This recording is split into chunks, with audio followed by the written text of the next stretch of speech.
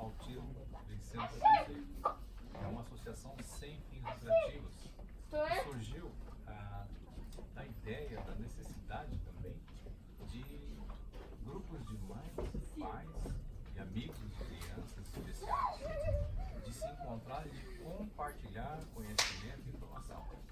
A Yoshiko Ogata, que é a presidente da associação, ela, por ter uma doença maior de japonês, ter os filhos especiais, ela também teve muito mais acesso, né, aos conhecimentos sobre as leis do Japão, os benefícios, os deveres que existem, né, e que podem muito beneficiar as famílias brasileiras.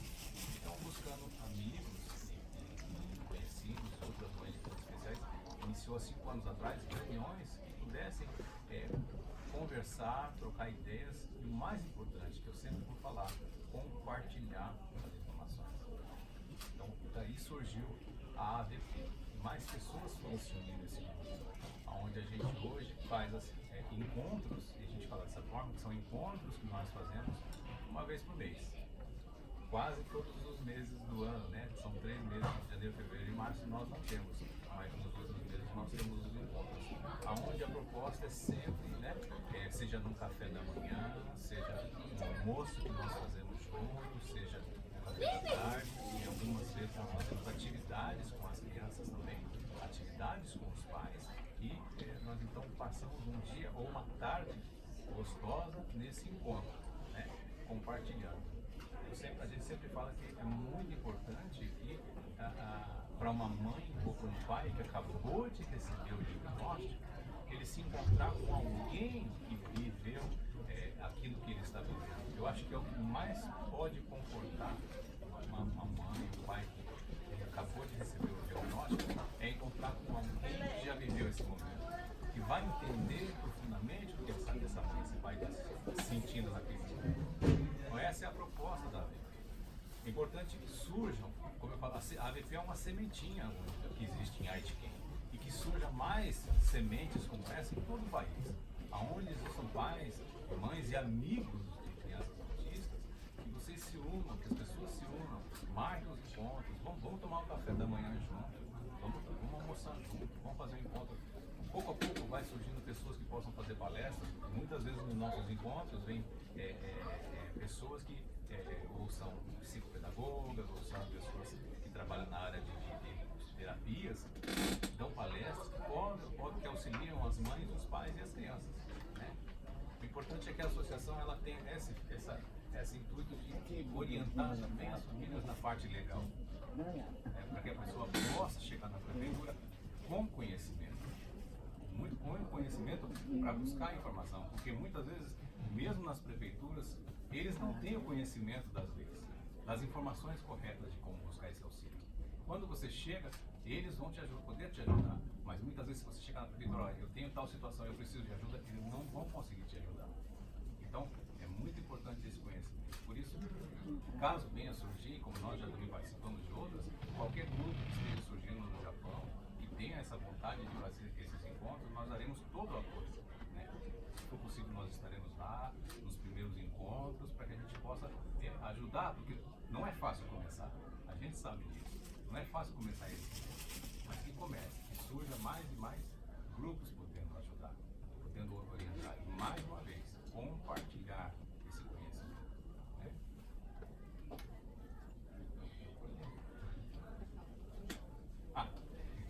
Por isso que eu falei, eu esqueço, né?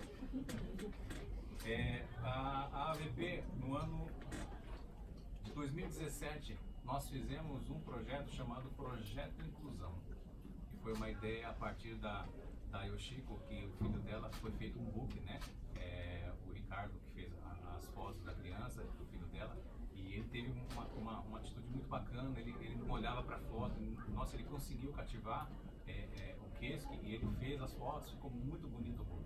Daí surgiu a ideia de fazer o projeto Inclusão, aonde crianças autistas ou crianças especiais, e as crianças que nós chamamos de neurotípicas, que entre aspas normais, participaram, foram 2 dias, um dia no parque, né? Esse livreto, do projeto Inclusão está lá na entrada, quem quiser, por favor, pegue, pode levar, né? Aonde nós passamos um dia junto com crianças especiais e crianças neurotípicas para tirar foto. Né? Porque qual era a proposta? A proposta é mostrar que a criança autista pode sim trabalhar, ter uma profissão, estar junto com outras pessoas. É claro, é necessário alguns cuidados especiais, sem dúvida nenhuma, né? É necessário um pouco mais de atenção, às vezes algumas coisinhas com relação a barulho, a alimentação inclusive, mas elas estiveram juntas. E as crianças, vamos dizer assim, neurotípicas deram mais trabalho, não parava quieto, né?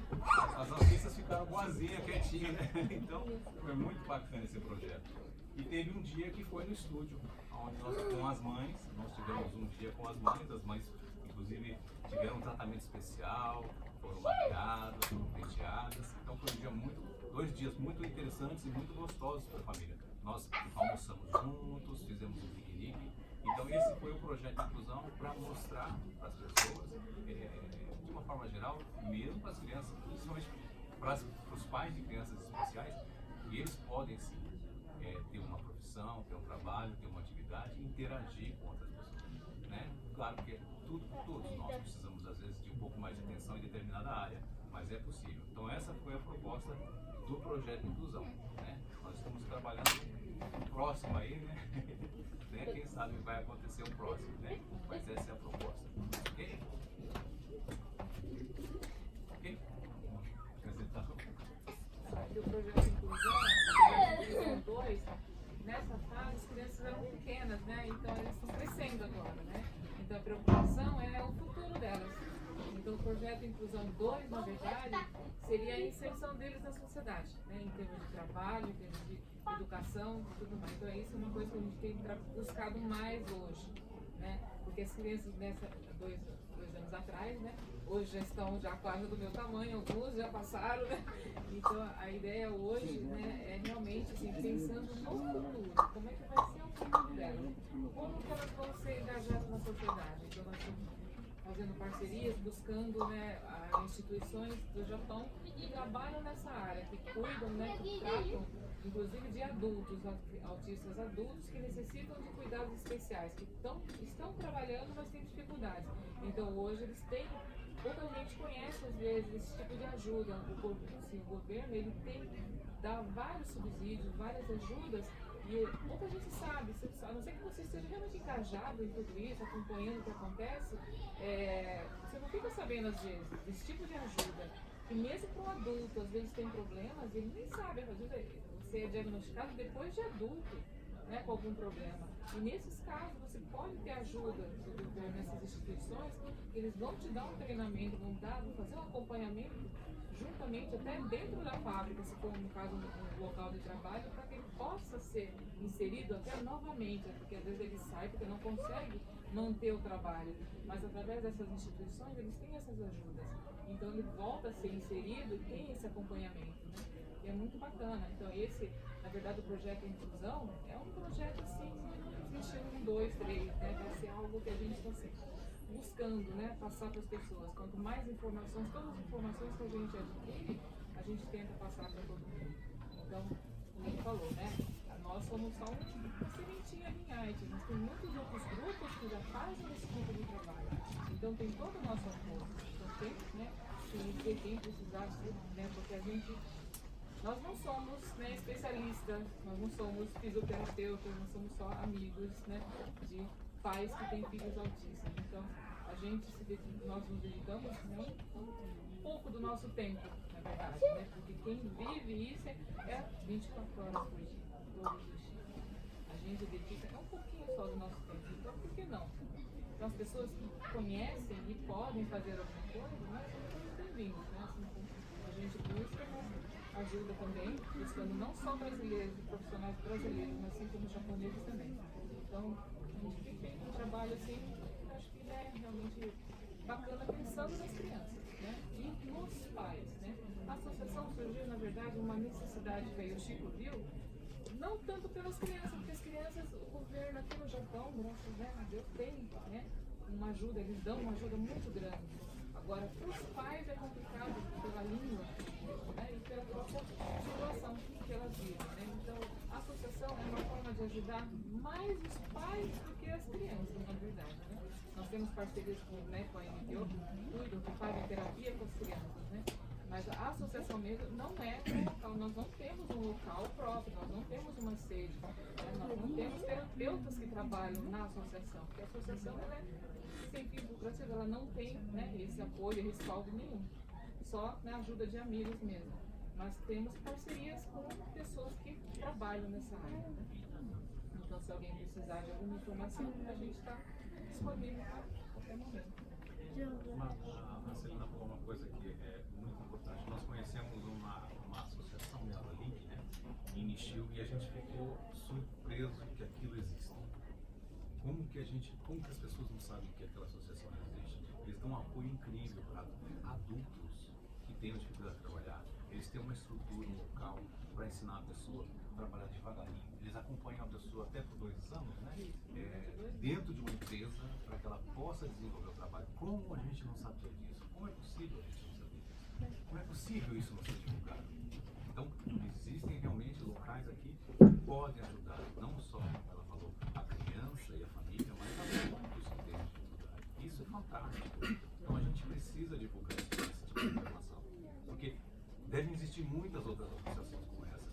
E nós precisamos ter esse acesso para qualquer pessoa que esteja assistindo, a gente poder compartilhar, divulgar, levar até lá. Então, por isso que, mais uma vez falando da sementinha, que surja outras sementes, que busquem também essas informações nos seus estados, nas suas cidades, que a gente aumente essa rede de ajuda mútua, né? Esse compartilhamento de informações e de ajuda entre nós. Não só entre brasileiros, né? Talvez até pode acontecer com o japonês também, não saber, né? Então, surpreendeu a gente essa associação, mas esse é o nosso trabalho, é a nossa é o que a gente busca. Ok? Tudo bem? Agora, com relação à próxima, a gente talvez vai fazer, vai ter uma exposição, uma palestra online, feita pela Vanessa Camargo, que ela é fisioterapeuta. Gonzaga, bicho. Ela não ouviu não, né? Não estava lá ainda não, né? Deixa eu apresentar então. Por favor. Gente, muito obrigado pela presença aqui hoje, tá? Tem sido um trabalho muito gratificante levar a arte da Amanda para as pessoas.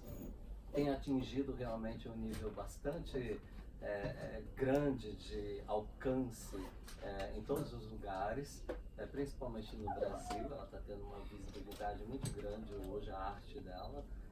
Não só porque ela é autista, enfim, mas a gente realmente acredita que a Amanda pode ser a voz de muitas outras Amandas nesse universo, né, do autismo. Então, assim, é muito gratificante pra gente. A Cintia está aqui, devo mencionar que é uma mãe espetacular, que acredita na filha, que tem uma força incrível, né, e que acreditou também em mim, porque eu insisti muito para que tudo isso acontecesse. E ela relutou muito realmente no começo por proteger a filha. E o nosso intuito sempre será de proteger a Amanda de absolutamente tudo. Por isso que ela não vem, por isso que ela não se expõe, porque ela tem a vida normal dela. Ela vai para a escola, ela vai para a instituição, ela vai para fazer as atividades dela e continua. E a arte para ela é só uma forma de expressar aquilo que ela sente. A gente trabalha com isso justamente para que ela possa continuar levando a arte de forma geral daqui para frente sempre para as pessoas, emocionando a gente sempre. Cada tela é uma emoção diferente porque é um sentimento diferente que a gente recebe vindo dela. Então isso é muito legal. Mas eu queria na verdade falar para vocês aqui que hoje nós vamos ter aqui online, tá? Uma palestra da minha amiga Vanessa Gonzaga. Ela é fisioterapeuta formada, né, com trabalho com crianças especiais e ela trabalha com cavalos, né, para trabalhar com as crianças. É uma pessoa fabulosa que já tem um conhecimento ímpar sobre o assunto e que também trabalhou em instituições aqui no Japão para cuidados de crianças especiais, inclusive dava palestras e tudo mais para educadores em relação ao trato com crianças especiais. Hoje a gente vai tentar contactar ela, que ela era para ela ter vindo, mas por conta da saúde dela debilitada, ela não poderá, então ela fará com vocês online lá no conforto da casa dela, tá? Ela pediu para que eu deixasse vocês conscientes que ela tem, eu vou precisar ler porque é difícil, tá? Encefalomielite. Alguém conhece isso? É a primeira vez que eu ouço falar. É uma doença degenerativa que vai matando as células do corpo da pessoa e ela vai envelhecendo. O corpo dela envelhece e ela vai tendo todas as características de uma pessoa com alta idade, como, né, ela. Eu já posso falar, gente? Já estamos te ouvindo. Você tá me ouvindo? Eu já tô louca aqui pra falar. Espera aí, espero que a conexão esteja boa. Vamos tentar aumentar o som, Cláudio? Espera aí, Vanessa. Ah, tá lá você. Eu tô abanando aqui, ó. Eu tô abanando aqui pra tela, ó. Você tá aqui. Eu tô ouvindo você super bem. Acho que o Cláudio tem que virar a tela pro público. Pra ela ver o pessoal. Isso. Tá virando. Boa tarde pra todo mundo. Eu tava justamente agora apresentando você para eles e dizendo da encefalomielite. Mas enfim, acho que é melhor você explicar. Vou deixar agora com você, tá legal? Então tá. Eu vou explicar bem rapidinho, porque na verdade o assunto não é esse, né? Há um ano e meio, quase 2 anos, eu contraí uma doença que chama encefalomielite miálgica. É uma doença ainda bem desconhecida, até em critérios médicos. Ainda não se sabe também por que isso acontece. As pesquisas indicam que a pessoa ela pega uma virose, uma simples dor de garganta, e aí com alguns efeitos do estresse, essa dor de garganta ela não passa, mesmo você tomando remédio, ela persiste. E com o tempo você vai perdendo a sua imunidade e esses vírus eles começam a atacar a sua parte cerebral. Então vai causando várias inflamações no cérebro que leva a vários sintomas como dores no corpo, vômitos, dores de cabeça, sensibilidade, como por exemplo, às vezes luz incomoda, tecido incomoda, o barulho incomoda. Então, assim, existem alguns sintomas que são muito parecidos com das crianças com autismo, né, dos indivíduos com autismo. Às vezes tem febre, às vezes abaixa demais a temperatura, a pressão fica alta, a pressão fica baixa. Bom, aí, enfim, depende do local do cérebro onde foi causado a inflamação, acontecem sintomas. Então, dentro desses 2 anos, eu desenvolvi vários deles e hoje eu não consigo mais andar por mais de 100 metros, não consigo mais ficar de pé por mais de 10 minutos, que eu começo a passar mal e começa a cair pressão, aumentar a pressão, minhas pernas não têm mais força para sustentar o meu corpo por mais de 10 minutos ou por mais de 100 metros, enfim. Então, por isso que, infelizmente, eu estou participando aqui da minha casa. Na verdade, o combinado era que eu estivesse aí, porque eu queria muito ver a exposição da Amanda. Eu tenho uma curiosidade já há muito tempo, porque eu e o Jim, a gente já tem contato há alguns anos. E quando o Jim ele conseguiu observar que a Amanda tinha essa parte artística dela muito desenvolvida e que ela realmente era um gênio, ele chegou a comentar comigo e até eu me lembro bem, mas calma que ainda, né, eu vou trabalhar tudo isso com ela, vou ver como que ela vai sair, ela se saiu super bem, eu queria muito poder estar aí, mas infelizmente amanhã eu tenho que estar no hospital para fazer alguns exames para uma internação que eu vou precisar fazer para tratamento, e aí eu não pude estar aí com vocês, senão ficaria muita coisa e eu não ia conseguir cuidar um pouco da minha saúde também. Então, como as duas coisas são importantes, o Jim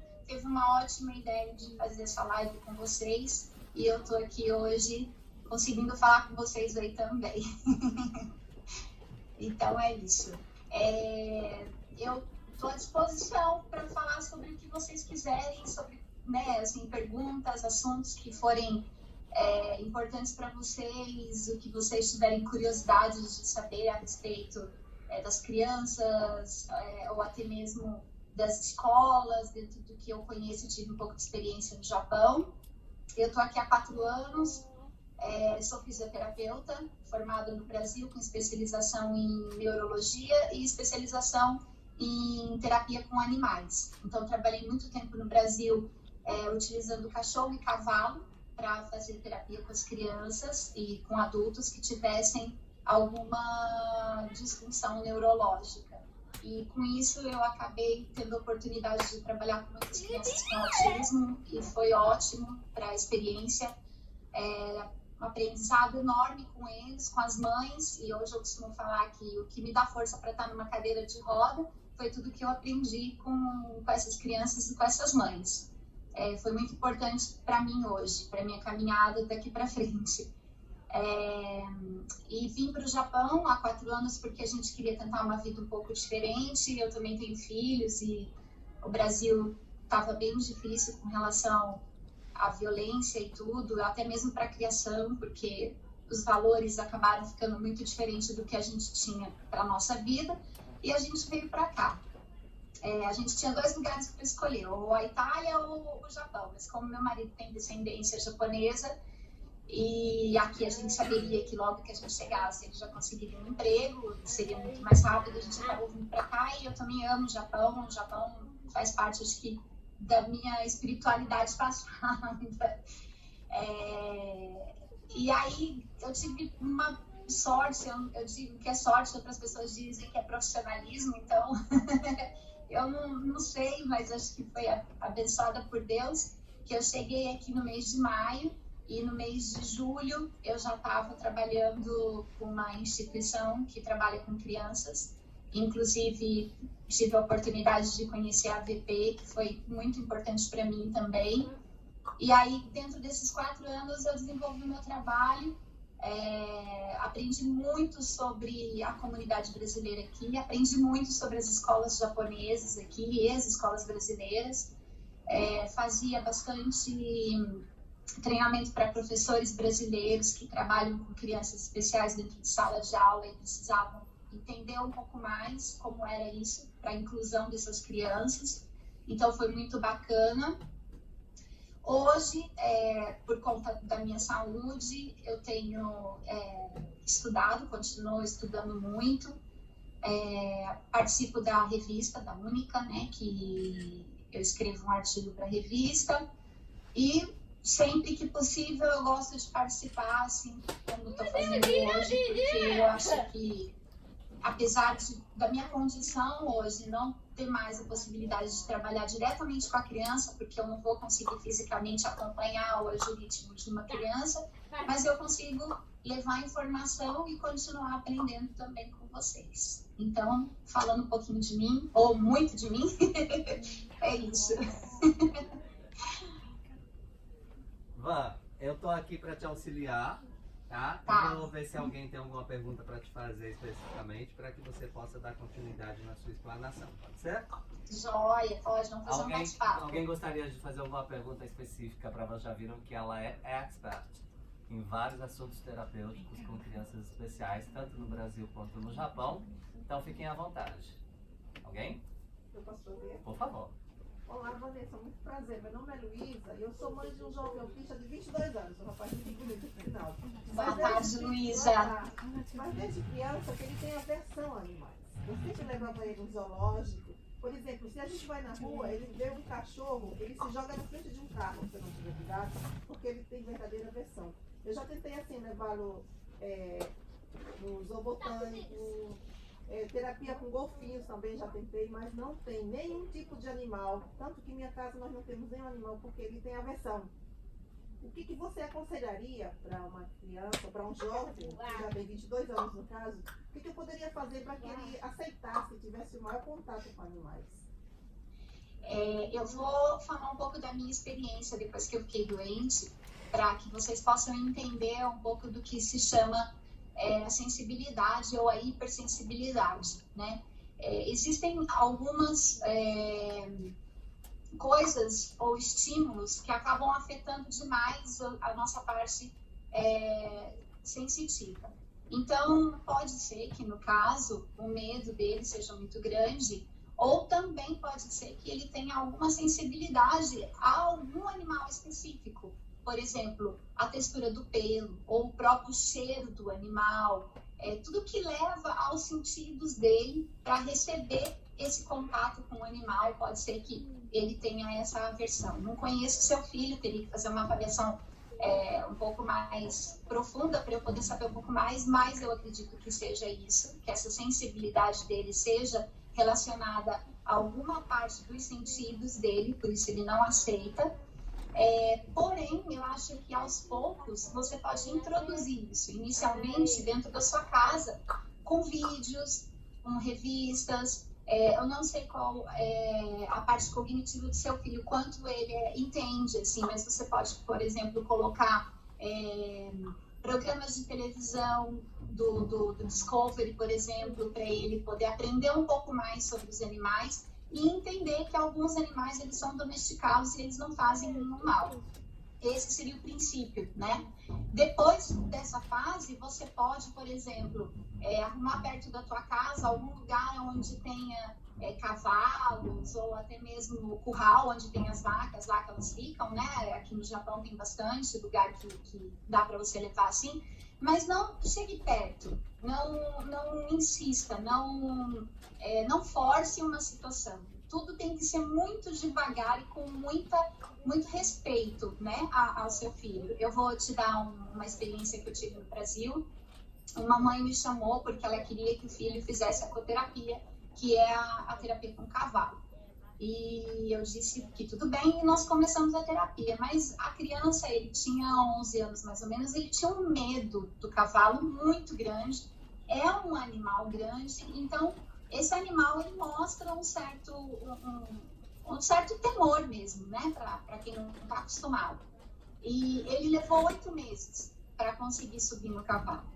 Mas nem por isso a gente desistiu e nem por isso a gente obrigou. Foi tudo muito devagar. Então, no início, ele só ficava no ambiente e sentia o cheiro do ambiente. Então, é isso que eu estou dizendo para você. Leva o seu filho onde tem cavalo, onde tem animal, mas assim, numa distância onde ele não vai se sentir com medo. Numa distância onde ele vai perceber que existe um cheiro, aquele cheiro não está insuportável para ele, e ele é capaz de ficar ali naquele local.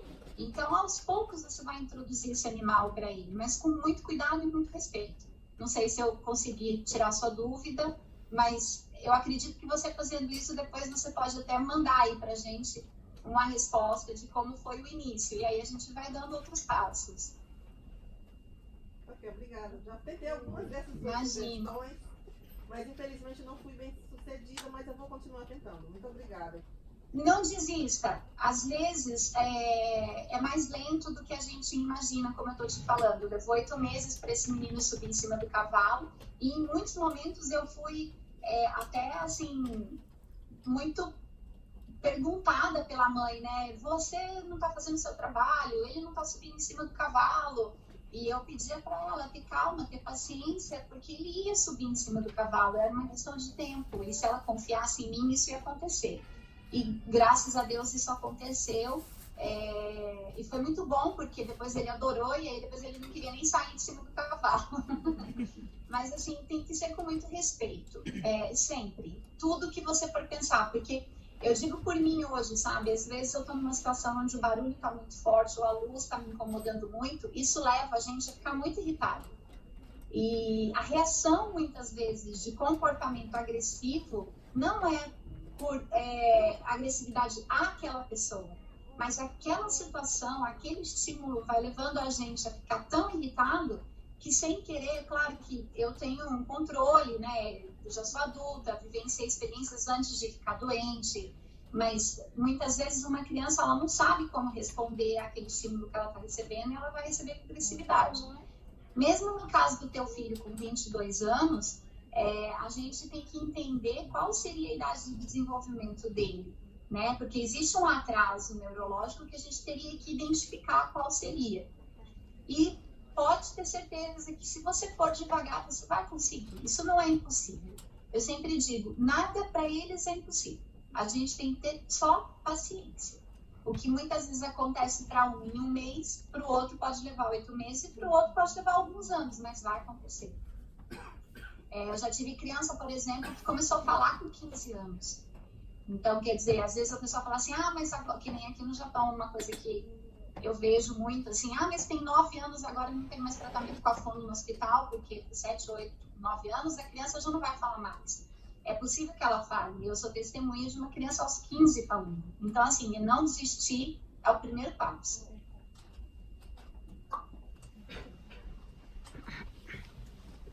Jim, você sumiu, Jim. Cadê você? Eu tô aqui agora. Eu fui dar um...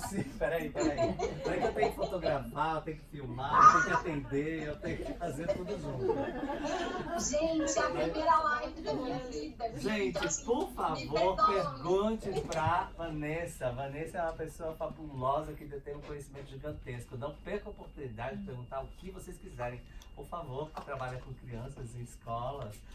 A tua filha também pode perguntar tudo. Ela trabalhou em instituições que cuidam de crianças aqui no Japão. Então ela era minha aluna, inclusive, de japonês. Ainda sinto falta das nossas lives, quem sabe. Oi, Vanessa. Lá. Fala um pouquinho alto para ela poder ouvir. Oi, Vanessa. Eu sou a Patrícia, mãe do Rafael, lembra? Patrícia, mãe do Rafael. Beijo, querida. Nossa, que saudade! Pois é, agora o Rafael tá na fase da adolescência, minha querida. Eu já vi foto! É uma fase meio complicada, porque como ele tem atraso de 10 anos de diferença, então tem algumas coisas que eu preciso explicar pra ele, porque ele tá com 15 anos agora. Só que ele tá querendo bater de frente comigo o tempo todo, mesmo ele não sabendo se é o certo ou se é o errado. Então ele tá naquela fase da imposição, né? Eu falo não, daí ele fala, mas não é o porquê não. É, mãe.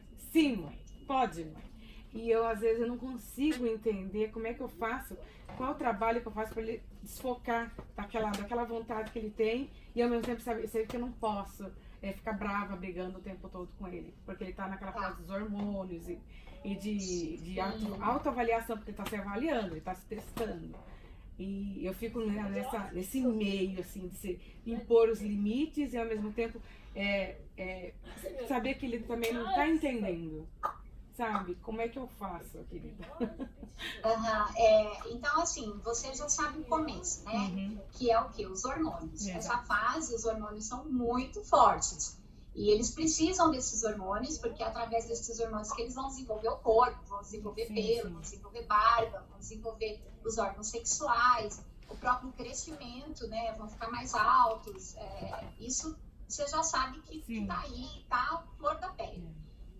Existem casos até que nessa fase eles começam a ter muita masturbação, você vai ter que conversar com ele a respeito. O princípio de tudo é limite, não tem jeito. O que não pode, não pode. Não vai poder para ele, não vai poder para outro jovem de 15 anos e assim, são regras. Eles podem com as regras. Então, eu sei que, mas aí eu vou ficar sendo chato o tempo todo. Não, você já pode fazer, por exemplo, um quadro de regras. Né? Então, nesse quadro de regras, ele já vai ter que entender que aquelas são as regras e que ele não vai poder ultrapassar essas regras, como na escola, né? Ou como os carros na rua. Existem regras que o carro tem que respeitar. Ele vai ter que respeitar tanto qual. Porém, ele precisa de uma sinalização de quais são essas regras, entendeu? A gente brinca assim, né? Mas eu vou trabalhar de novo com imagem. Eu já falei com imagem com ele quando ele era menor. Agora eu acho que ele não precisa, porque ele já me entende. Então eu faço a seguinte pergunta para todo mundo que está aí na sala. Quando a gente está numa rua onde não tem a faixa sinalizando qual é o lado direito e qual é o lado esquerdo para os carros andarem, os carros ficam perdidos. Então, ou seja, somos pessoas que precisam de sinalização. Se você vai num ambiente onde está lá, que você não pode fotografar, que você não pode usar o celular, você está sendo sinalizada de quais são as regras daquele ambiente. Então, você, como mãe, você vai colocar as regras dentro da sua casa. Dentro da sua casa, as regras podem ser diferentes de dentro da minha casa. Então, você vai lá, sentar com ele e colocar um quadro de regras dentro da sua casa que, a partir de agora, elas vão ter que ser seguidas. Mãe, mas você tá chato, eu não vou fazer. Não, você vai fazer, você ainda é o meu filho, eu que educo você e aqui estão as regras. Bom, a partir das regras colocadas, o que se faz quando essa regra não é obedecida e o que se faz quando essa regra é obedecida? A gente costuma dizer que você tem que sempre trabalhar com o que é bom e não com o que é ruim, né? Então, por exemplo, se ele desobedeceu uma regra, você não vai ficar batendo em cima daquela desobediência, porque você vai estar estimulando isso nele. Você vai trabalhar ao contrário, você vai trabalhar sempre em cima daquilo que ele conseguiu fazer e elogiar. Porque cada vez que ele conseguir fazer aquilo que está colocado no quadro de regras e você elogiar, ele vai sentir o estímulo de que ele fazer aquilo é bom, porque ele vai receber uma coisa boa, ele vai receber um beijo, ele vai receber um agradecimento, ele vai receber um carinho, um abraço, ele vai receber um copo de suco, uma fruta que ele gosta, um passeio que ele gosta. É negociável isso também você com ele. E isso vai deixar com que ele se sinta feliz. E provavelmente ele vai infringir menos as regras do que querer bater de frente com você. Essa idade é uma idade onde o menino, o homem, ele quer se impor em cima da mãe, porque a mãe é a imagem feminina. Então, até pelos hormônios, ele quer ser um machão, ele quer mandar na mãe, ele quer ser o dono da mãe. Aí eu indico você a conversar com seu marido e pedir para que ele te ajude nisso, para que nos momentos onde o Rafael estiver sendo um pouco mais firme, mais querendo se impor mais para cima de você, que o seu marido entre e diga: ela é minha mulher e, em primeiro lugar, você respeite ela como minha mulher. Em segundo lugar, ela é sua mãe, respeite ela como sua mãe. E é o seu marido que vai colocar esse limite para ele, entendeu? Para ele entender que existe um homem que não manda, né? Porque ele não manda, seu marido não manda em você, mas que, de certa forma, essa mulher tem um homem, entendeu? Psicologicamente, infelizmente, gente, desculpa as feministas, se é que elas estão aí, é assim que funciona. Nessa idade, ele vai ter o interesse de se sobrepor sobre a mãe, porque ele quer mostrar que ele é mais forte, que ele é mais viril, que ele é homem mesmo, né? E aí é onde a mulher ela vai ter que se impor, mas se ela tiver o marido por perto, o marido ajudá-la nesse trabalho. E com relação às regras, elas têm que estar visíveis para ele. Ele precisa saber quais são elas. Tem algum link, alguma coisa que eu possa... esse quadro que você fala, tem algum link onde eu posso pegar e colocar as regras, como é que faço? Como é que eu faço? Como é que eu monto esse quadro? O Rafa já lê, não lê? Nem tudo, 100% não ainda. Mas ele consegue então, assim, ver imagens e Rafa... ele consegue entender através das imagens. Ele consegue. Tá, entendi. Mas só que esse Entendi. quadro de regras... Se você colocar no Google mesmo o que você estiver procurando, vai sair. Depois, me manda uma mensagem inbox que eu mando para você, porque tem várias opções, entendeu? Tem até programas que você pode baixar no teu celular para você poder conseguir imprimir fotos e imagens para você conseguir colocar essas regras no quadro. E aí você pode fazer isso com aquela página imantada, né? Que você depois coloca na lousa imantada na geladeira, por exemplo. Ou você pode fazer isso numa parte de parede, mesmo você comprar aqueles quadros de cortiça, onde você pode fixar as imagens. A forma que for mais prática dentro de casa para que ele visualize essas regras. Elas têm que ser visualizadas por ele. Mesmo que no início ele não queira olhar para elas, a gente acha que eles não estão olhando, mas eles, mesmo de rabinho de olho, assim, ó, eles estão batendo o olho ali e sabem o que está naquela imagem. Entendi. Fala oi pra tá, você tem meu contato, e quem não tiver meu contato aí, depois o Jim pode deixar para vocês o meu Face, e vocês podem entrar em contato comigo que eu adiciono, e aí vocês podem me perguntar sobre essas figuras que eu passo para vocês. Perfeito. Tá. Obrigada, adicionando aí. Espera.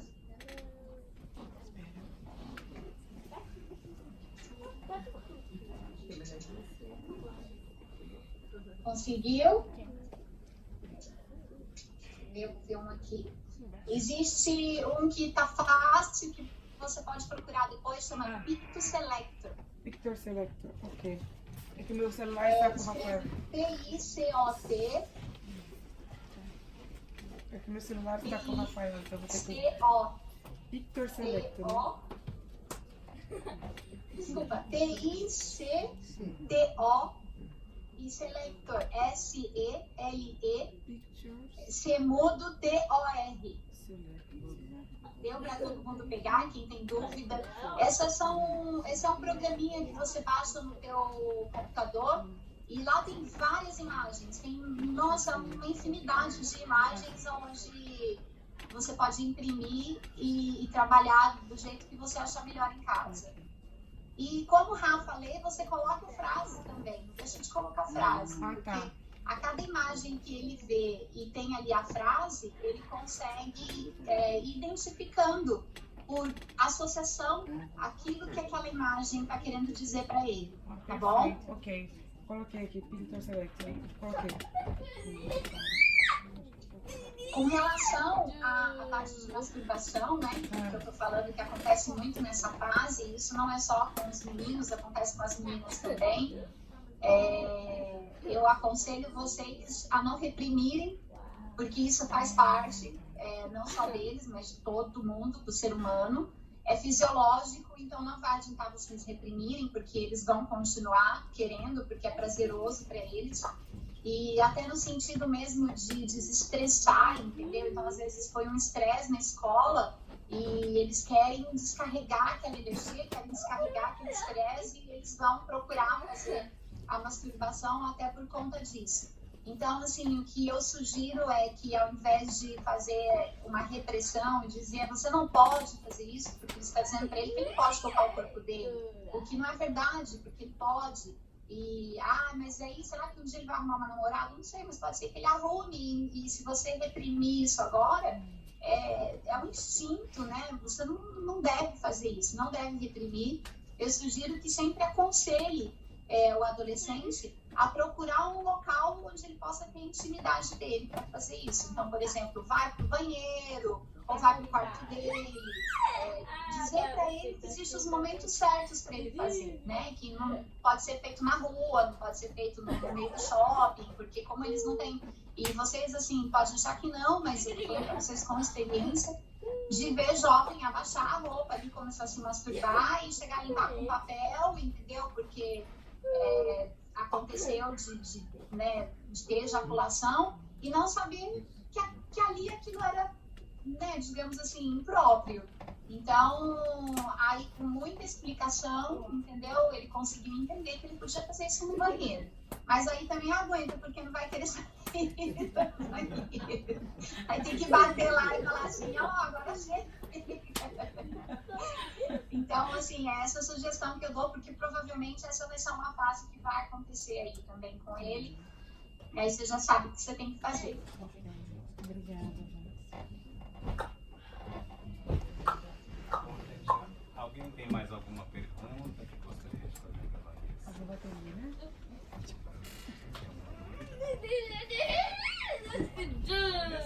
Vou chamar o Dinho para despedir de você. Tá. Né? Você gostaria de falar Eu só queria poder fazer uma pergunta. A maioria das pessoas que estão aí, elas são mães ou são profissionais da área?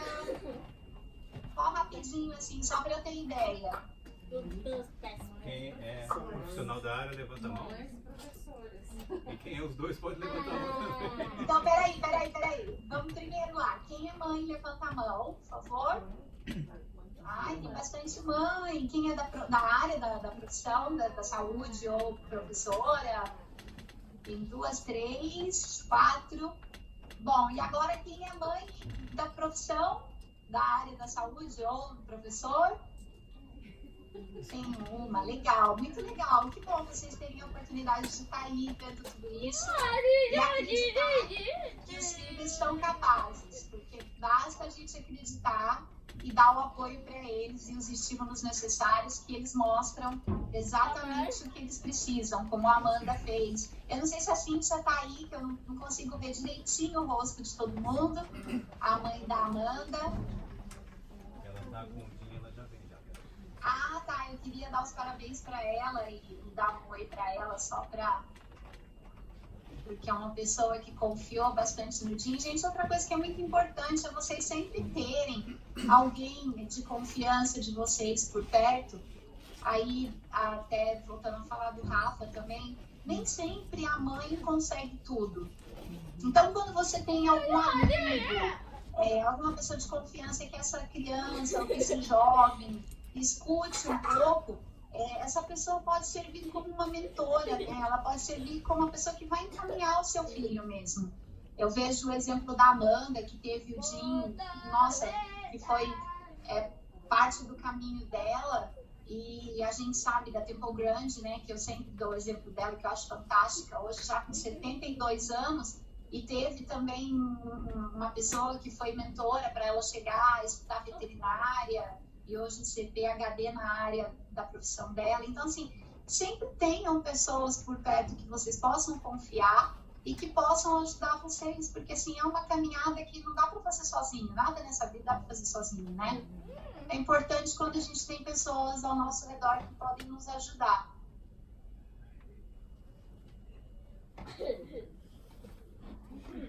O Rafa tá aí também, né? Que eu vi o Rafa. Tá sim, eu só vi, que ele eu tá lá vi ele fora. andando ali na lateral perto dos quadros. Aí eu acho que deve ser o Davi, que tá lá atrás. Oi. Davi, um beijo.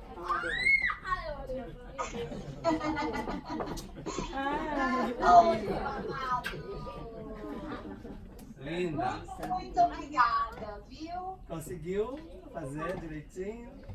Acho que sim, né? Não sei se alguém que tem mais alguma dúvida. Se alguém tiver mais alguma dúvida, quiser perguntar, por favor. Por favor. A gente sabe que faz um trabalho junto com o consulado, né?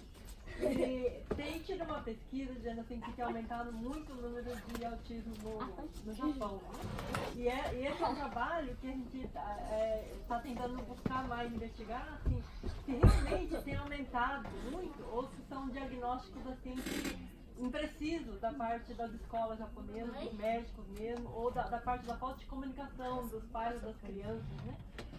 Assim, no seu, como que a gente pode ajudar para que realmente seja um diagnóstico correto, porque às vezes quem precisa ser encaminhado não é encaminhado porque os pais não aceitam, ou a criança precisa ou não é realmente, e ela está sendo encaminhada de forma errada. Então, isso aqui é uma coisa bem polêmica, como que pode ajudar melhor nesse sentido, para realmente ter um diagnóstico certo. E quem precisar, lá eu trabalho com uma escola também que não é escola profissionalizante, mas a gente soube, por exemplo, de casos que na escola disse que a criança tinha um leve indício de autismo, mas os pais negaram totalmente. Então, se essa criança tinha mesmo, ela não ia receber nenhum tratamento, que talvez piorasse ou nunca fosse trabalhado nesse sentido, né? Então, eu acho bem delicado isso. Como que a gente poderia ajudar, né, dentro da comunidade ou dentro do que a gente puder, para realmente poder ajudar os dois lados, os pais e as crianças. No seu... Desculpa que eu só não escutei seu nome. Você pode repetir o nome, por favor? Grace. Grace, é um assunto realmente bem delicado. Eu lido com esse assunto desde que eu cheguei aqui, para dizer a verdade. A respeito dos pais aceitarem, isso não é só aqui, isso é no mundo todo, porque realmente é muito difícil quando você tem um filho, você tem muitos sonhos, né, desde que esse filho está na sua barriga, e de repente quando você percebe que seu filho tem alguma coisa, esses sonhos, eles parece que, né, somem, assim, abre aquele buraco mesmo na sua frente, como todo mundo diz, e hoje, pessoalmente, eu posso dizer que é isso mesmo. E você fica realmente sem ação e leva um tempo para você aceitar. Em primeiro lugar, a gente tem que respeitar o tempo dos pais. E esse filho é do pai, da mãe. Então, quer dizer, a gente não pode passar por cima deles antes de mais nada, né?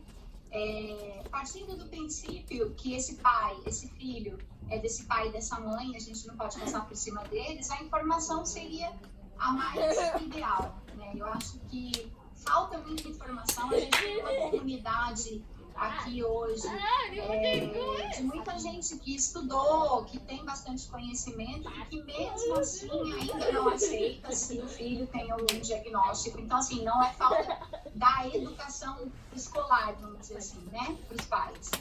Eu acho que é mais falta de informação e com o tempo os pais vão procurar ajuda. Se realmente eles perceberem que aquele filho tem alguma coisa, eles vão procurar ajuda, mesmo que isso leve um determinado tempo. E eu vou dizer isso para você com experiência própria, porque no início, quando eu soube que eu estava doente, eu levei um tempo para acreditar, e até hoje eu levo um tempo para me respeitar, porque eu, por mim, hoje eu estava aí com vocês, entendeu? Quem não me deixou aí foi a minha família, senão eu estava aí, ou seja, eu já tinha me desrespeitado e estava aí, entendeu? Então, assim, é muito difícil para os pais aceitarem. Eu acho que tem que ser colocado muito carinho por uma pessoa que tenha muito respeito a eles. Eu acho que tem que ser dado o tempo para que eles entendam o que está acontecendo nessa família, o que está acontecendo com essa criança. E eu acho que, assim, quando você recebe a notícia que você tem alguma coisa, ou que um filho seu tem alguma coisa, você precisa ser abraçado pelas pessoas que estão ao seu redor, para que você consiga ter força para sair disso e ir atrás e ajudar o seu filho. E uma coisa que eu costumo dizer muito para as mães, assim, existe um tempo que a gente chama que é tempo de luto. Esse tempo é de 1 ano, né, que é o tempo que a gente geralmente percebe que os pais precisam, assim, para entender, aceitar e lutar. Muitas vezes vai um pouco mais de 1 ano, muitas vezes com 3 meses os pais já estão correndo atrás. Mas, independente de ser 1 ano, ser menos, ser mais, sempre vai ser difícil. E sempre eles vão precisar de apoio, entendeu? Então, as pessoas que estão por perto, é isso, é apoiar sempre, buscar pessoas que possam dar auxílio e informação para eles. Quanto aos diagnósticos aqui no Japão, não digo só aqui, eu vou te falar que eu acho que em todo lugar do mundo o número aumentou demais, até pelo próprio conhecimento hoje, né, que também existe mais conhecimento a respeito do assunto. Muito porque englobou, né, no DSM-5 acabou englobando, então hoje a gente tem o Asperger, a gente tem o autismo leve, o autismo severo, a gente tem o TDAH, que acabou ficando tudo no mesmo número, né, do livro, então virou, digamos assim, entre aspas, um pacote só, e aí acaba que parece que aumentou muito. Outro, porque realmente os números vêm aumentando com o tempo. Hoje a gente pega nos Estados Unidos, a gente tem uma criança ou um indivíduo até 8 anos de idade para cada 50. Então, assim, é um número muito grande nos Estados Unidos, entendeu? Eu não tenho aqui um número, mas eu acredito que seja muito parecido. Erros sempre vão existir em qualquer lugar do mundo, porque tem muito médico que, infelizmente, não está preparado, tanto para dar o diagnóstico correto, como para não dar o diagnóstico. Mas essa coisa de dizer assim, só filho de brasileiro que está nas escolas especiais, só filho de brasileiro que recebe diagnóstico de autismo, não é verdade. Eu trabalhei dentro de uma instituição japonesa, e ela tinha 2 unidades, uma em Nagoya e uma em Okazaki, e a unidade dela em Nagoya era 100% praticamente de japoneses quando eu entrei, e a cada dia aumentava, em 1 ano e meio praticamente, ela subiu do número de 30 para um número de 200 crianças, e todas japonesas, então quer dizer, não dá para dizer que o número só aumenta nos brasileiros. Eu acho que conforme os estudos ficarem ainda melhores a respeito, pode ser que apareçam novos números de casos, porque ainda não se sabe muita coisa, né, sobre o autismo. E com relação aos casos que estão nas escolas e que foram diagnosticados errado, eu acho que daí falta, não é a ajuda do governo japonês, porque eu acho que o governo japonês ele faz muito por todos nós que estamos aqui. Se a gente for comparar com o nosso governo brasileiro, infelizmente, não estou dizendo do Bolsonaro hoje, estou dizendo dos nossos governos, né? A gente, infelizmente, tem muitas crianças no Brasil que não recebem nenhum tipo de auxílio. Nenhum. E eu estou falando isso também por experiência própria, porque eu estou aqui há 4 anos, então eu vi bem isso lá. E, assim, é muito sofrido, porque você vê muita criança precisando, muita mãe desesperada, que não sabe nem o que o filho tem, que precisa de um exame, entendeu? E leva-se 8 meses, leva-se às vezes mais jovens para conseguir ter um diagnóstico. Eu acho que a comunidade brasileira em si, os próprios consulados, eles já estão fazendo um trabalho para que isso melhore muito, porque até um ano e meio isso praticamente nem era muito falado, e hoje eu já vejo, por exemplo, o que está acontecendo aí na Embaixada, o que aconteceu no consulado de Hamamatsu com a exposição da Amanda lá em Hamamatsu, os encontros que acontecem no consulado aqui em Nagoya. Não sei muito sobre o consulado de Tóquio, mas sempre estou escutando também que eles estão fazendo alguma coisa. Então acredito que as entidades responsáveis elas já estão caminhando para ajudar essa comunidade.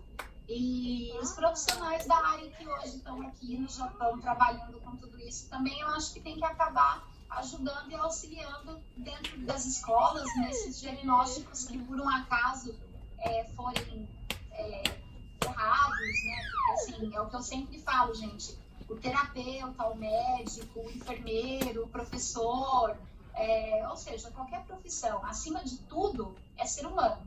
Então, erros podem acontecer. O que é importante é o que eu falo sempre. Aconteceu um erro, tá bom. O que a gente pode fazer daqui para frente, então, né? Ah, mas a criança já foi prejudicada. Infelizmente, isso é verdade. Não tem como voltar atrás, porque o tempo ele não volta atrás. Mas existe como fazer daqui para frente. Então, assim, esses profissionais hoje que estão dentro das escolas, por exemplo, como o Jim, que trabalha, né, trabalhando lá dentro da escola da Amanda, é possível que se a gente tiver bastante informação para esses profissionais, eles também possam identificar crianças que estejam lá dentro e que não tenham necessidade de estar, ou crianças que estão fora e que de repente têm a necessidade de estar lá dentro. Eu acho que é o tempo mesmo e muita informação, muito trabalho. Obrigada, Vanessa. Não sei se eu consegui tirar a dúvida. Obrigada. Mais alguém quer falar com a Vanessa? A Cíntia tá aí agora, não tá? De Tá. calça vermelha? É ela? Pink Shop. Cíntia, prazer te conhecer. Olha, eu te admiro demais, Pertinho, demais, né? Tem que chegar demais. pertinho. Ai, não quero olhar ali. Não te Eu tenho conheço esse pessoalmente. pequeno detalhe, né? Calma-se, você tá todo mundo, né? Ó. Olhem lá, mas eu não vou olhar, tá? Não gosto de me ver. Tudo bom? Tudo, eu não te conheço Obrigada. pessoalmente, mas eu quero te dar os parabéns por tudo que você lutou, por tudo que você fez, por tudo que você ainda vai lutar, porque eu sei que você é mãe e nunca vai desistir, porque as mães nunca desistem, né? Parabéns por ter confiado no Jim, que é uma pessoa assim maravilhosa, que entrou no caminho de vocês e que conseguiu, né, assim, observar a Amanda e ver que ela tinha talento, porque eu acho que isso é extremamente importante, a gente observar as nossas crianças, entrarem no mundo delas, né, que é isso que está faltando. Hoje a gente não quer mais sair da tela, não quer mais sair do nosso mundo, a gente está egoísta, a gente só quer a gente. É verdade. Mas a gente tem criança nesse mundo e eles precisam da gente, né? A gente precisa entrar no mundo deles, observar, né, ver com os olhos deles, né? A gente precisa fazer isso. E o Jim conseguiu fazer isso junto com você, então vocês estão assim, de parabéns. Não tive jeito, né? Tipo, aquele que chegou chegando. E fez muito bem. Eu não tive escolha, na verdade eu não tive escolha. Eu tinha falado não. Mas ele é parecido Eu Maria nas costas, né? E não teve jeito. Eu lembro quando ele falou pra mim assim, vai, eu tô com uma menina que ela pinta, que é a coisa mais linda do mundo. Eu falei, Jim, eu não acredito.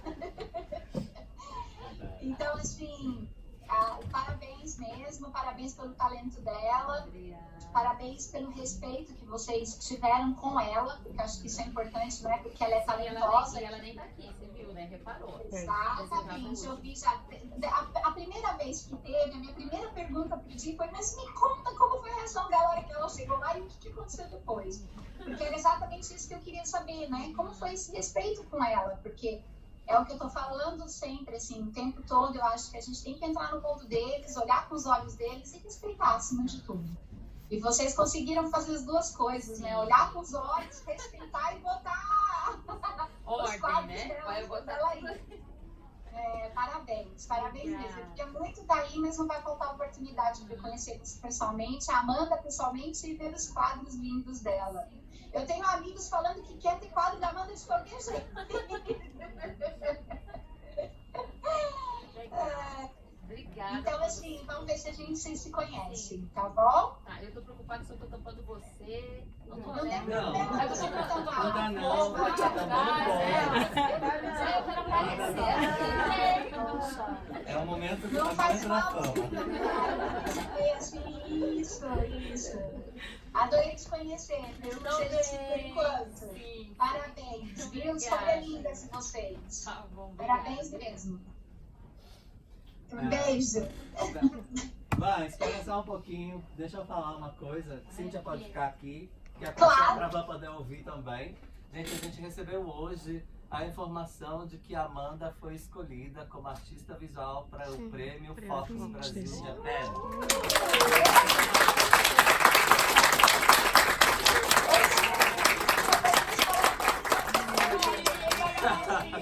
Então, Esse é que apareceu pulando. Aí eu falei, o que foi? É aqui.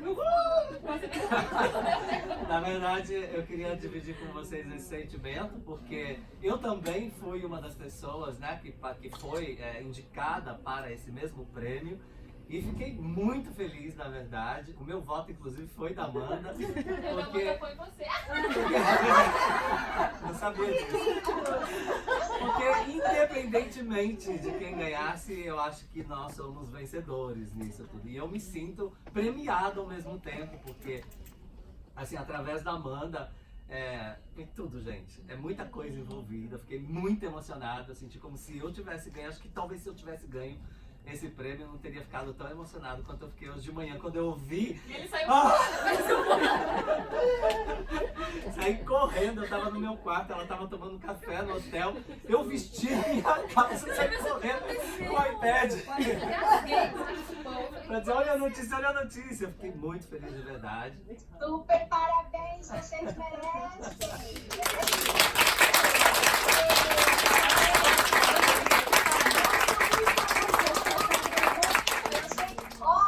Eu te conheço e desde que eu te conheço que você fala disso, você fala da Amanda, você fala dos quadros dela, do que você queria desenvolver com ela. Eu lembro que você falou, vamos, não falar nada pra ninguém por enquanto, porque eu quero manter isso assim e depois eu vou correr e aí o mundo vai conhecer a Amanda e você tá fazendo isso. Então, parabéns, a Amanda mereceu e você ganhou junto com ela. Sim, é uma vitória.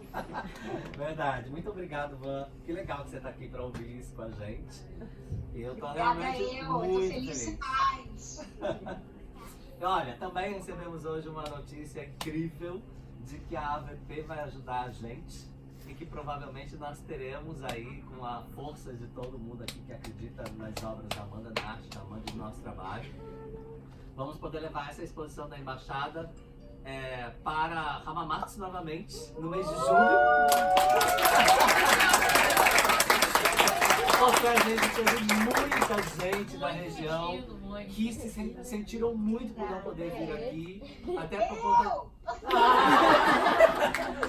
por conta do horário, por tudo. Então foi muito difícil das pessoas que amam a arte da Amanda, que são fãs e que estão acompanhando toda essa trajetória. Então a gente estava aqui e ao mesmo tempo trabalhando em função de pensando em uma maneira de poder levar também para Hamamatsu, mais perto das pessoas que estão lá de onde a Amanda nasceu, mais perto de Nagoya, mais perto da pessoal de Aichi, enfim, e que vai ser fantástico. Provavelmente a gente consiga e vocês em breve saberão quais serão essas datas no mês de julho. Espero que todos possam estar lá também, né, para acompanhar essa trajetória fabulosa. Muito obrigado. Eu vou montar uma excursão para lá. Por favor. Delícia. Mas é isso. Parabéns. Obrigado, Eu Van. mandei, sabe que eu compartilhei o link? Tem uma menina com autismo com 23 anos no Brasil e ela dá palestra, tem sido uma pessoa que tem feito também bastante diferença lá. E eu compartilhei com ela o Face, né, a página do Face da Amanda, e ontem eu fiquei muito feliz porque ontem quando eu entrei eu vi que ela compartilhou lá também. Que legal. Eu achei o máximo, eu adorei, eu acho que quem sabe isso não vai lá pro Brasil, hein? Assim espero. Que vá pro mundo, né? Vai sim. E deixa eu só falar uma coisa, Diga. aquela mãe que me perguntou do filho que tem, né, a dificuldade com os animais, não sei, me pareceu uma ideia. Agora, de repente, ela pegar e ter alguma coisa onde ela possa levar o cheiro do animal para dentro de casa sem o animal. Para que a criança, para que o jovem, na verdade, tem 22 anos, ele se acostume com o cheiro primeiro. Van, endossando um pouco do que você disse, a Cíntia quer falar sobre essa questão também. E aí você pode ouvir a experiência dela. Tem alguma Por coisa favor, pra ela poder te ver, ó. Um pouquinho pra cá, ele me deu um pouco. Pra ela poder te ver, ó. Aí. Pronto. Aí eu falo olhando Pra pra cá. isso. Então, eu também sempre tive essa vontade de procurar alguma coisa, alguma interação com os animais. Aí. Aqui que é o ponto. Essa luz tá me incomodando. Aí eu pesquisei, porque a Amanda ela não tinha, se vai dar um beijo nela, se você dar um beijo, um abraço, assim, esse negócio de contato, né? Aí eu morri, me matei de pesquisar e descobrir assim o que eu podia fazer. E, tipo, algum cachorro que não desse alergia, algum cachorro que não soltasse pelo, sabe? E eu falei, nossa, não existe. Mas aí pesquisando, eu descobri que o poodle, o poodle toy, ele não solta pelo, ele não tem cheiro, não tem cheiro de cachorro, sabe?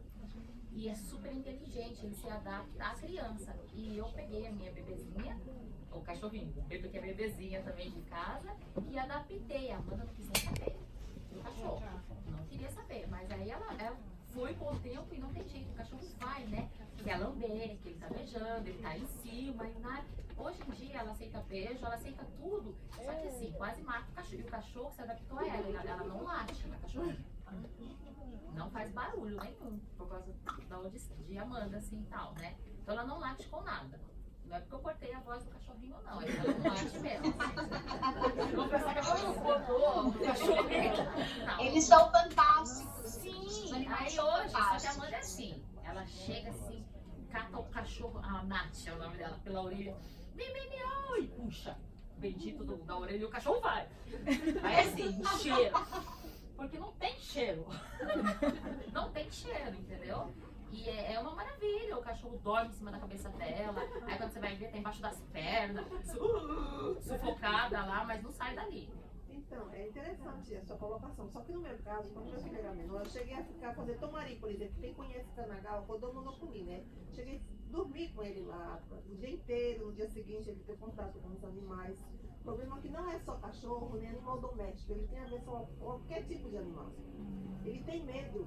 Ele tem assim, tanto pavor no animal, como eu falei no início, ele se joga na frente de qualquer veículo para não passar perto. A gente corre à noite e se eu vejo que está vindo algum cachorro, alguém fazendo adoção de algum cachorro, eu tenho que ir pro lado contrário da rua, ou então segurar a mão dele, porque é difícil segurar. Mas eu acho que é deles, porque, tipo, mesmo eu tendo um cachorro em casa, ela tem isso daí também. Veio um grandão, só que eu tô direto segurando a mão dela. Então eu já puxo ela pra cá, né? Aí ou ela espera o cachorro passar. E assim vai. Zoológico também, de pouquinho em pouquinho que ela vai, sente o cheiro, aí ela já quer sair. Agora a ideia do futuro que você falou é muito interessante. Eu vou tentar, como a Vanessa explicou, levar algum tipo assim, eu não sei como, porque eu não consegui o cheiro. Eu sei que esse daí, ele não tem cheiro, pelo, não solta pelo, e ele, tipo, você é muito inteligente. Desde que você pegue ele pequenininho, ele vai se adaptando à sua casa. No meu caso, acho que o problema dele não seria a sensibilidade. Não é a sensibilidade em si ao animal. Mas assim, eu acho que ele encurtou, realmente o problema mental, assim, que ele tem ambição. Mas eu vou tentar. Existe uma coisa que a gente fala que é assim, né? As crianças com autismo, elas aprendem, e uma vez que elas aprendem, para você descodificar esse aprendizado e colocar um aprendizado novo, é como se você tivesse que tirar aquele arquivo de dentro do computador e usar um arquivo novo. Isso não é fácil, é bem complicado. Até eu sempre costumo falar muito para as mães quando vão tirar os filhos da fralda. e começam a usar aquele piniquinho. Eu falo, gente, vocês vão ter 2 trabalhos. O trabalho de ensinar no piniquinho e depois o trabalho de ensinar no vaso. Já vai direto pro vaso. Porque uma vez que ele aprender a fazer no piniquinho, ele não vai querer fazer no vaso, vai ter que levar o piniquinho para onde se for. Então já vai pro vaso. Então, assim, no seu filho, ele já aprendeu que ele tem medo. Ele já aprendeu que o animal para ele é um agressor. Você vai ter que descodificar isso. De que forma? Mostrando imagem em casa, mostrando vídeo de brincadeiras com animais, mostrando Discovery, mostrando National Geographic. Não vai mostrar nenhuma cena do leão comendo a zebra, pelo amor de Deus.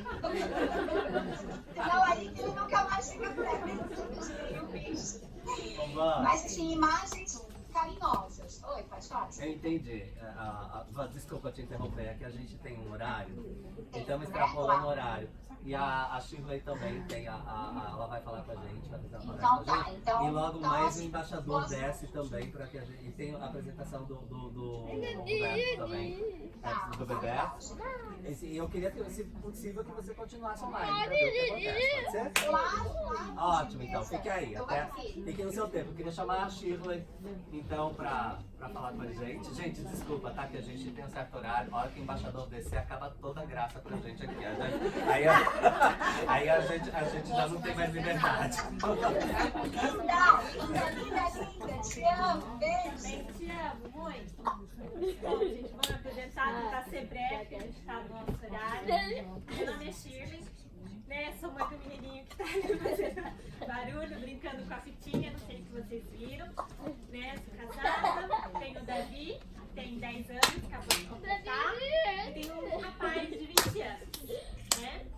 O Davi foi diagnosticado com autismo quando ele tinha 2 anos e 9 meses, né? Faz cerca de 7 anos que a gente descobriu isso.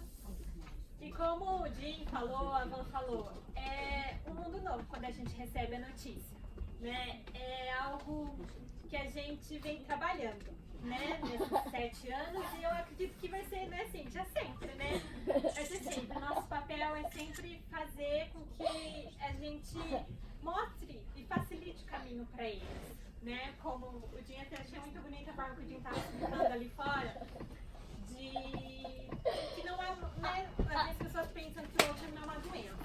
O autismo não é uma doença, né? Se colocou, é como se fosse brancos, pretos, cabelo enrolado, né? Cabelo liso. A mesma coisa é o autismo, né? É algo que eles nasceram, é deles, é personalidade, é característica deles. E é algo que a gente não pode, principalmente nós como pais, eu conheço pais que às vezes querem tirar essa marca deles, né? Se incomodam. Aqui eu tento dar uma segurada no Davi e tal, pra não atrapalhar. Mas na verdade, eu amo quando ele balança as mãos, eu amo quando ele dá os gritinhos dele, eu amo quando ele tá sorridente, a forma dele se expressar. Isso é tudo característica dele, ele ser autista. E o que mais, assim, me comove, principalmente nesses 7 anos que a gente tem trabalhado, é que no começo a gente é muita luta, né? Quando a gente recebe diagnóstico, vem aquele, poxa, também a gente não tinha convivência com ninguém, né? Eu acho que até a maioria de vocês deve ter visto que não se falava muito de autismo, somente aqui no Japão, né? Eu acho que deu um boom, assim, sobre falar de autismo cerca de 5 anos pra cá, que a gente sempre vê. Né? Até esse ano tivemos, né, a Torre aqui de Tóquio, que ela ficou azul no Dia Mundial do Autismo, né, no dia 2 de abril. E é algo que tem se levantado, né, aqui. A Gleice mencionou sobre o grau, né, que tem aumentado, mas na verdade, como a Van falou, não é só nos brasileiros, nos japoneses também. O Davi, ele estuda numa escola especial para autistas, né? Eu moro no Kazaki, né? E é uma escola que 90% das crianças são autistas. E a cada ano, né? Até a escola tá sempre, todo ano tem que fazer como se fosse um puxadinho, né? A escola não é assim, só na primeira série, né? Porque lá é Shogaku, Chugaku, Koku, né? Desde o primário até o colegial. Só muda os prédios. Então, todo ano, em cada um dos prédios, eles têm que aumentar as salas. Por quê? Porque está aumentando, está crescendo o número de autistas. E é muito importante, não só eu como mãe, mas para as pessoas que trabalham na área compreenderem que eles são especiais, não porque eles são autistas, autismo, mas a forma, a sensibilidade. Como a gente viu os quadros da Mana, tem uma sensibilidade, tem algo muito diferente que só ela consegue expressar. E a mesma coisa cada autista. Cada autista tem uma especialidade. E quando a gente começou a entender isso, demorou. Foi muita briga, né, Cíntia? É muita briga pra gente compreender. Compreender que eles têm o tempo deles. Eles absorvem tudo. Porém, não quer dizer que eles vão entregar tudo pra gente, né? Quer dizer que tem um tempo certo que eles vão estar colocando cada situação. E desses 7 anos, assim, que a gente tem vivenciado o autismo dia a dia, que a gente foi aprendendo do zero, não sabia nada. Eu não sabia lidar com o Davi no momento de crise, que já teve vezes que ele chorou 1 hora. Eu não sabia, eu sentava com ele junto e chorava. Eu não sabia lidar, como fazer para ele comer, porque ele tem ainda um pouco da seletividade alimentar. Não sabia como fazer para ele dormir melhor, porque já teve noites que ele varou, né, acordado, e eu ficava junto com ele acordado, porque eu ficava preocupada. Então, eu não sabia nada, eu tive que correr atrás de saber, de procurar. E aqui no Japão, a gente tem a atividade da língua, né, que é algo difícil, porque tem muita coisa aqui no Japão. Tem fono, tem fisioterapeuta, tem todos, né, porém o idioma atrapalha. Mas eu falei assim, não, eu não posso parar aí. Tem um idioma? Tem, mas eu tenho que correr atrás, eu tenho que fazer algo pro meu filho. E eu fui buscar na internet muitos meios naturais, porque às vezes o remédio pode até ajudar, mas não é só coisa que vai ajudar ele.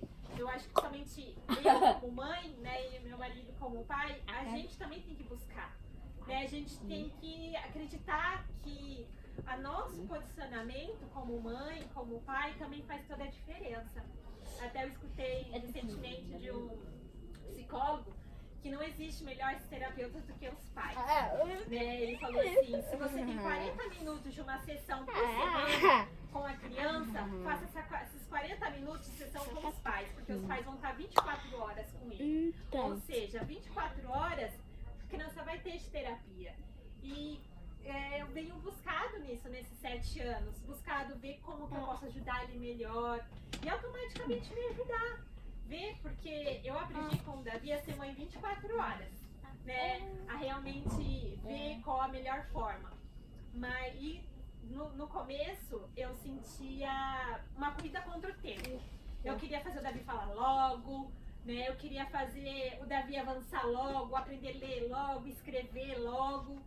E isso me gerava uma frustração muito grande, porque eu via que passava dia, passava terapia e o Davi não falava. Né? E saía de terapia frustrada, cada vez mais frustrada das terapias. Até que um dia eu peguei e falei, não, para, isso tá ficando loucura. Fazendo terapia de segunda, e saía de terapia, entrava em terapia e passava-se anos e não fluía. Até que um dia eu escutava, nessa época eu não trabalhava, e eu escutava muita palestra online de madrugada, né, sobre autismo. Eu ficava buscando, sabendo fazer algo pra ele, pra ajudar ele a ter uma condição de vida melhor, pra dormir melhor, pra comer melhor, pra poder se socializar melhor. Porque o Davi, que ele vocês, né, estão vendo ali, ele não ficava num ambiente como esse. Ele chorava, era como se ele tivesse realmente uma crise de pânico. Ele parava e não entrava, chorava, fazia o maior escândalo e não entrava, era só choro. E eu precisava fazer algo pra ele melhorar, pra trabalhar isso nele. Era muito difícil pra gente. A gente não conseguia ir nem na casa da minha irmã, que morava do outro lado da rua. A gente não conseguia ir pra lá porque ele não queria, ele cismava com alguma coisa e ele não queria. E a gente respeitava isso. A gente não forçava, a gente falava, tá bom, vai ser no seu tempo. E a gente começou a buscar. E durante uma dessas minhas palestras, que eu fiquei escutando de madrugada, o psicólogo falou assim, mãe, não se desespere. Não se desespere, por quê? Porque a cabeça do autista, ela vai ser todos os dias trabalhada. Ele vai aprender sempre, desde que ele seja estimulado. E até nós podemos aprender todos os dias, desde que a gente seja estimulado. Isso trouxe uma paz muito grande no meu coração. Por quê? Porque eu pude compreender que eu não precisava ficar naquela ânsia de buscar isso, aquilo, outro, como eu estava. O que eu precisava entender que eu poderia trabalhar passo a passo. E eu entendi também que o que mais importante para o Davi é ele ser feliz. Assim como conversando com a Cíntia, ela disse que a Amanda se sente liberta quando ela pinta os quadros, né? E com certeza ela se sente feliz. E eu comecei a entender que o importante para o Davi é ele ser feliz. Não é se a terapia vai funcionar, se ele vai falar, se ele vai desenvolver, se ele vai ser uma criança que vai conseguir escrever, seja o português, seja o japonês, mas que acima de tudo ele vai ser feliz. E eu entendi isso por quê? Porque quando a gente pega uma certa idade, né, e a gente deita assim e para pensar em tudo que a gente fez, o que importa? A gente ser feliz. Não é o que a gente exatamente conquistou, não é bens materiais, não é certamente um diploma, mas é de fato se aquilo que a gente estava fazendo nos trouxe prazer, nos trouxe alegria. E quando assim a gente leva ele na terapia ou quando a gente faz alguma atividade com ele, o que mais importa é ele ser feliz. É ver o sorriso dele no rosto, é ver que independente da escola, independente de tudo, ele está sendo uma criança feliz. Porque a gente convive na escola especial e eu vejo que às vezes tem muito autista que às vezes ele é reprimido, porque é tanto não pode, é tantas regras também, que às vezes não é passado que também ele tem que ter o tempo dele extravasar, ser feliz, porque é importante, até a gente, né? Não é gostoso? A gente também, por exemplo, eu gosto muito de montanha-russa, não é gostoso de ir numa montanha-russa extravasar, ou em qualquer outro lugar que a gente possa extravasar, eles também precisam disso. E não só eles, qualquer outra criança. Porque eu falo, depois que eu compreendi isso, que foi há cerca de uns 3, 4 anos, mais ou menos, o Davi começou a falar. O Davi começou a desenhar, ele só tinha rabiscos.